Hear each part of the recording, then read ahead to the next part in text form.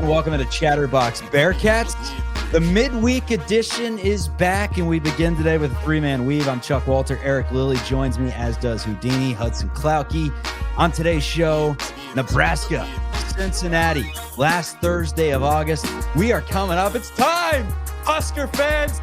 We're coming after you on the program today. We're also bringing up Scott's hot pants. His seat is on fire. What can he do to save his job? Why the Cats are sleepers, plus the playmakers. PFF said our playmakers stink. We do not want to hear that. How's everyone doing today? Lily, Houdini, in unison? How we feeling, fellas? Doing great. Good. It's August. Let's go. Let's get to Dog football days. season, man. I've watched too much baseball. I hate baseball. You notice that SportsCenter's been doing like the 50 states in 50 days. They're running out of sports. They're taking anchors to Maine, and they're going fishing and talking about Cooper Flag left and right. Can we get some sports in our lives? We're 0-0 in football right now, so I'm in a good mood. Like until we lose that first game, We I'm won't. feeling all right, Chuck. Excuse me, that's not a positive way to think. When we win that first game, it's all uphill from there, and the fireworks will be popping. All right, so it's Cincy and it's Nebraska on Thursday, the 28th. Fans of both sides are already coming after each other on Twitter. There's no rivalry between Cincinnati and Nebraska. Lily, you could probably tell me the history moving forward on the show. I don't remember ever playing Nebraska in anything minus hoops a few years, and I think it was actually pretty split there in the mid-years of Mick Cronin. But Houdini, first of all, can both fans just stop here? I mean, it's going between two schools and history. No one's focused on the present, that both these teams kind of suck. Nebraska probably better than Cincinnati, but hey, this is why we leave it on the field. But Houdini, come on now. Like, what are we doing with this back and forth that's been going on now for months between these two sides?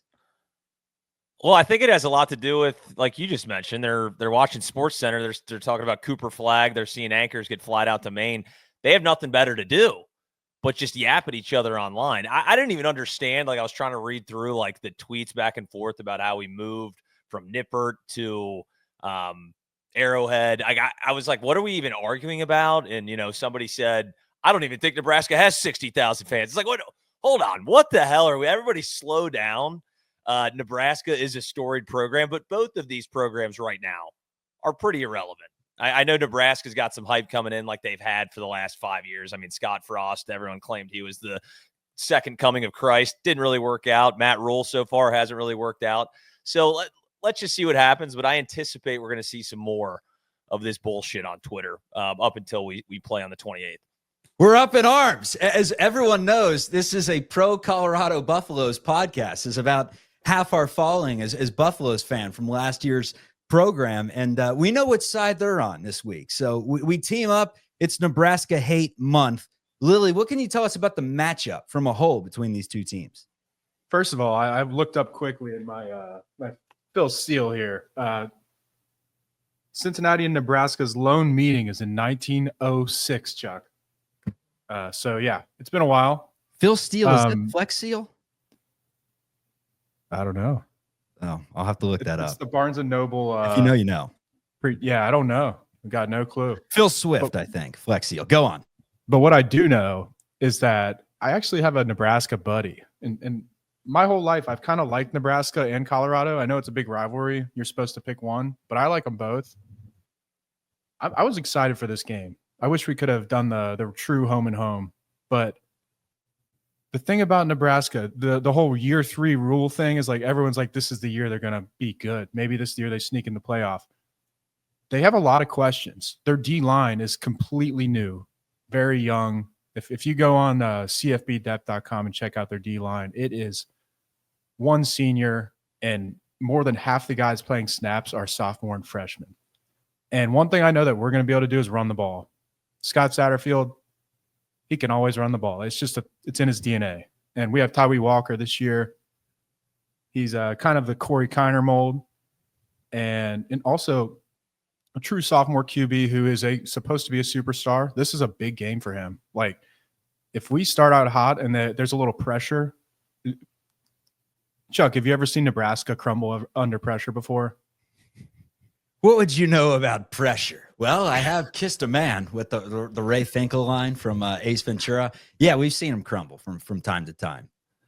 Yeah, so there's going to be a lot of Nebraska fans there. It's going to be loud, but we should be able to run on these guys. Their D-line is a big question. From what I've heard, their wide receivers are supposed to be the best group of their team. They did get a stud wide receiver from Kentucky. Kind of the antithesis of us, man. Yeah, seriously. And meanwhile, our wide receivers, we have no clue. I'm feeling pretty good about it, though. Like, if you're going to play Nebraska, I want to play them week 1. So it's giving me some hope. And we know Kelsey's going to be there. I wish this game was at Nippert, though. We all wish it was at Nippert. There's this G-Fed video that came out where he, content creator, where he kind of ranked all the stadiums. And I thought Nippert was going to be up there. I thought history and how it's wedged into the middle of the stadium.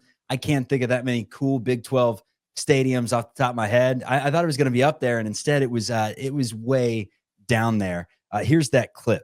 But for me at number 13, I have the oldest stadium in the conference, Nippert Stadium in Cincinnati. This is a very interesting stadium.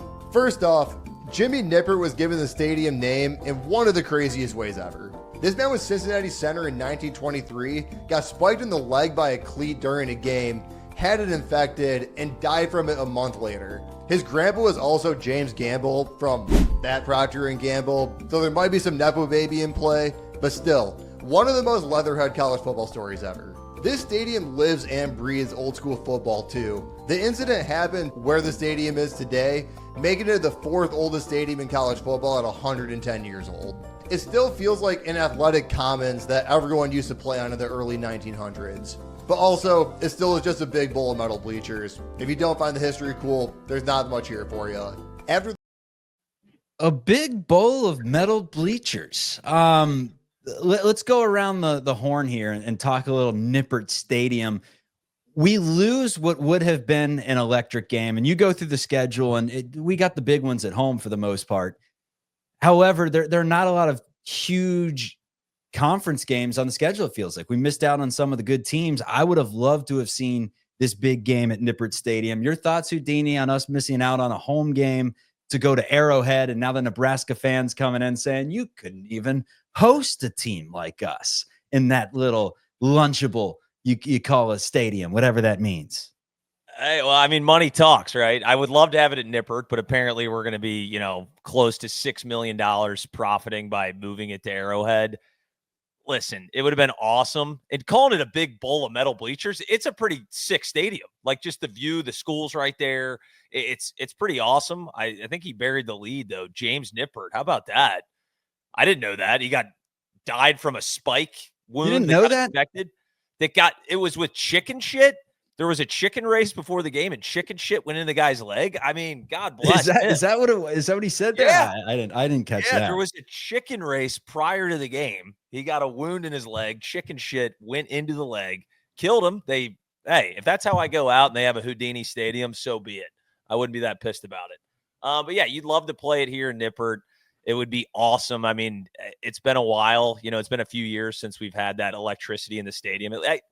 I take that back. Beginning of the season, over the last couple of years, it's been pretty electric, and then slowly, all of a sudden, we're 3-6, and it starts to get a little quieter. All of a sudden, it's Lily and Niehaus in the stadium with snow pouring on them against TCU. I mean, look, it is what it is. I'm just fired up that we're playing such a big game, big name, has a huge fan base. They'll be showing out for sure. So I'm just excited for that, man. And any chance that we get where we're not playing some FCS school week 1, I'm excited about it. Lily, I thought it was interesting that list that he made there didn't have Utah, BYU, Colorado. He didn't even have those in the top 7. He had the more contemporary stadiums like Baylor and Kansas State at 1 and 2. I guess he doesn't factor in the scenery, but your thoughts on it being 13 and on Cincinnati not getting to host this primetime game? Yeah, I don't like the View Merchants tier. As someone who's been in the Colorado Stadium, it is so sick. It's like Nippert with a view. It is amazing. It just any UC fan that can go there. I think we play them in like 2029 or something. Go. Like, I promise you will not regret it. Boulder is sweet. I have a hard time believing that there's a better stadium in the conference. And we're definitely low. I don't have like hot takes about some of the ones ahead of us. We should be a little higher. He should respect our heritage a little more, I think. And thank God he was accurate about UCF. He nailed that one because UCF Stadium is a joke, absolute joke. I don't know if you guys have been, but it's not all about size. Yeah. Size All is not the only bleachers. thing that matters. Okay. Yeah. Keep that in We've mind. known this, Houdini. We've known this for years now. Preaching All that right, my let's whole get life. yeah, it's story of his life. Let's get into the actual season as a whole. We'll dissect this game in just a minute. Scott Satterfield comes into the season with not large expectations, but expectations of making a bowl game to keep his job. I would think nod if we're all in agreement that for year 4 of Scott Satterfield, he's got a Lily's like, I don't know now after everything that happened with Wes. He's still got his job, maybe 4 years. Anyways, a lot of the heat from Satterfield's been taken off just because recency bias.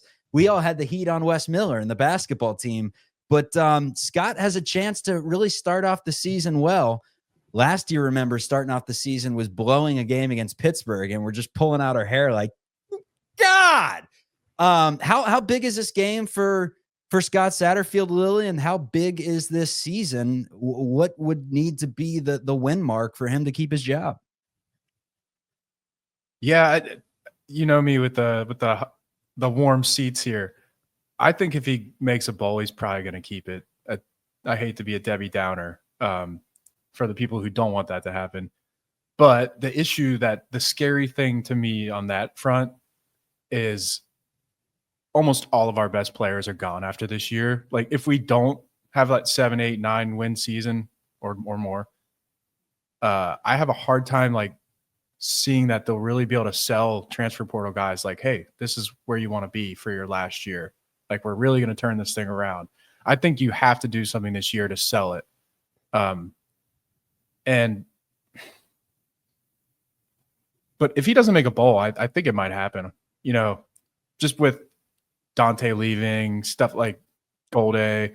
Obviously, Sorsby will have another year, but what are you selling to him at that point, right? Because he sold us on the culture, right? That yeah. Year one was kind of a team that just didn't have a bunch of people that bought in. Yeah. Last year, I liked what he was doing. I had the whole apology and said, I love you, Scott. I need you, Scott. And now I'm thinking, Scott, you better win 6, damn it. In that Nebraska game, it's like, to me, it's a massive opportunity. Obviously, we called this a must win earlier. In my mind, it is not a must win, but it is massive opportunity. If you win that game, like the hype around Cincinnati for the next month is huge. We would have a Bowling Green, Northwestern State bye week. So you have a month of fun, like the stuff we've been waiting for how many years now. So winning that game would just be massive for just vibes around the program and for Satterfield's case to stay. So I do think it is important, like say we lose, Chuck, not going to happen, but hypothetical, we lose to Nebraska. I think it is very important to look good. I know this sounds pathetic, but like that long month after a loss where you're not beating teams that don't matter, like fans don't come back in. If we get that, trounced 31-3, it reminds me Yeah. of like Butch Jones' second year where, you go into Fresno or whatever and just get your asses kicked on primetime. Yeah. It's going to be a long season. Yeah, I put get up a that. fight, look good. Just put Then up we a have fight. that month of Cincinnati football. Just put up a fight. Houdini, Scott's hot pants. Talk about him. From Zara. I mean, look, dude, he's got 2 seasons under his belt. We had 8 total wins. All right, what? 3-9 first year, 5-7 second year. Not good, dude. He needs to win at least 7 games. He wins 6 games, I'm still furious. I mean, gee, what are we talking about, dude? We played in the playoff a few years ago. I know it's a new conference, but look at the schedule, dude. It is not a gauntlet by any means. Like, I think there's a possibility we could slip and get, maybe 8 wins. If we get 8 wins, then it's like, hey, where are we putting the statue for Scott? But you got to win 7, man. And you're right. If we get blown out by Nebraska and then we got to play, Bowling Green and North Tech or some shit, nobody's going to give a single damn about any of that. If we win this game, we'll be fired up, man. We will be absolutely fired up talking about, Sorsby's Heisman campaign, the whole 9, how we get a little bit ahead of our skis over here. But yeah, I think the guy's got to win 7 games. And the trajectory, 3, 5, not a math guy, but 7, you got to get there. Okay. We did the Heisman hype train with Emory Jones. Do you remember that? He did have Yeah, 8 Chuck. touchdowns against EKU and about 900 yards. So that was the inaugural episode of Chatterbox Bearcats. You could scroll all the way down and listen to me all hyped up about Emory Jones. Oh, Scott Satterfield, you're great. I might go back and listen to that. Extend them. Yeah. No, Well, that was it was a completely different program. It was me solo, and it was before about 4,000 podcasts between this and Locked On Warriors. So I was a little raw, as you'd say. Well, the thing about what Lily was mentioning about not getting blown out, like we're a standalone game going into Labor Day weekend. We are going to be everywhere on every screen in the country, one of the first games being played. And this program desperately needs a little makeover in the public eye. Like I'm seeing people just forget that we used to be like a really good program for a decade straight. And I had some guy do a tier list where he said, how are they still even like in the Power 4 conversation? They should be demoted. And he had UC there. I'm like, dude, we were winning 9-10 games left and right like 3 years ago. And now we're like, in the bottom barrel of Power 4 conferences. It's kind of Notre Dame, should have beaten Georgia. I mean, playing Alabama. Right. Like, come on. It wasn't just beating like Memphis and shit, right? Like we went to Notre Dame's house and whooped their ass, right? Like we had some really good teams. It just hasn't been there ever since we got into the Big 12. It's been brutal. One of the things that the Cats need to do to not be brutal this year is find some sort of playmaking and deep strike ability. In the last couple of years, Cats have not had really anyone. Emory Jones could not hit on the deep ball. And then last year, Sorsby, great throwing to the sticks, great on the short yardage completions. But when it came to big strikes, it didn't have many of them at all. Evan Pryor actually was the big play threat last year, the running back, the transfer from OSU. Had a long of 64 against Towson. He had 65 against Miami, Ohio, 36 against Texas Tech, 55 against Arizona State, 40 against Colorado, and an 80-yarder against WVU. He's a home run hitter out of the backfield, catching, receiving, or off the rushing attack. So the question is for you, Lily, can anyone else be a big play threat? Who can it be? I'm going to get into all these receivers in just a minute, all the deep dives. So just give me the one that you think it is between Cyrus Allen, Caldwell, and our guy Goody. I got to pick one. Pick one. I'm going Caldwell. In Niehaus, this is Niehaus's guy, so I'm not trying to steal his guy. He will take credit if he blows up this year, but he's the 6'5", 210 wide receiver from Lindenwood, who had 1,000 yards there. Obviously, Lindenwood, it's an FCS team in Kentucky. But I was listening to Cover 3 podcast recently, and Bud Elliott is probably my favorite college football podcaster at the moment. Just a kind of an analytical mind, but knows football and also Chuck and Houdini. What looks? He's just like us. And he follows recruiting too, so he knows about like how these guys are rated out of high school and stuff. But he said that like Satderfield hasn't exactly had the pieces that he wants to run an offense in Cincinnati. And at Louisville, he has his run game and then the deep ball. We haven't had that deep ball. Now that's Scott's fault for not bringing those guys in, obviously. But for this year, while we don't know if these wide receivers are going to be good, all of them are fast. They're bigger than the guys we had last year. We had like 6 guys that are 5'9" last year, and they just weren't good enough to get space.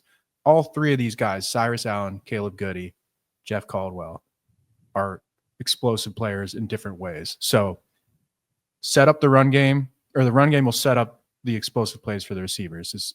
I think one of these guys is really going to blow up by UC standards this year. Hopefully it's Caldwell. Okay, the statistics on them: Cyrus Allen, a transfer from Texas A&M; Caleb Goody, a transfer from he's from Colorado State; and then Jeff Caldwell from Lindenwood. As we said, Caldwell 52 catches for 1,000 yards, 10 touchdowns last year at Lindenwood.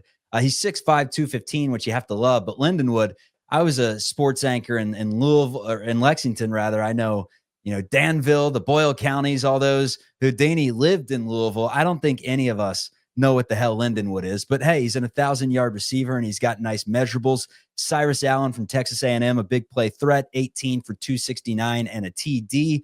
He had 700 yards and 4 TDs at Louisiana Tech the prior season and was a punt returner there. So maybe he can do that at Cincy. And then Goody had 21 for 436 at Colorado State. Clearly a big play guy. Joe Royer, the leading pass catcher for Cincinnati. He had 50 catches for 522 and 3 TDs. Cincy actually returns 0 players at the wide receiver position that had more than 25 yards a season ago.